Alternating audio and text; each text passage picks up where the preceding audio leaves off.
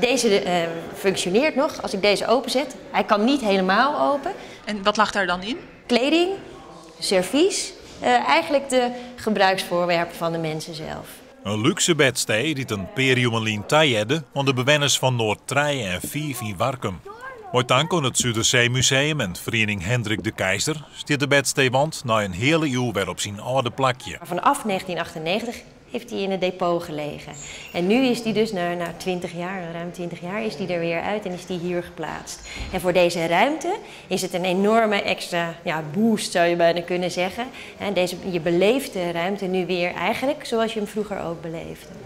Hier was dus echt het bed. Dus je moet je voorstellen, een matras met kussens.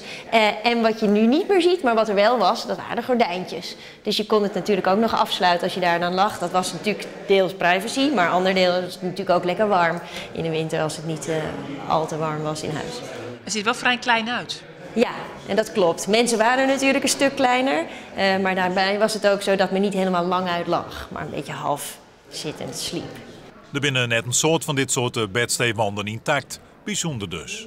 Heel bijzonder, misschien moet ik het ietsje minder zwaar aantippen, maar het is redelijk bijzonder. Er zijn niet meer zoveel van deze wanden. Zo'n wand was echt bedoeld als bedstee, dus je sliep in die wand. En dit kon alleen maar door de gegoede burgers betaald worden. Zou u er ook in willen liggen? Natuurlijk. Lijkt me hartstikke leuk. Ik wil wel een keer slapen.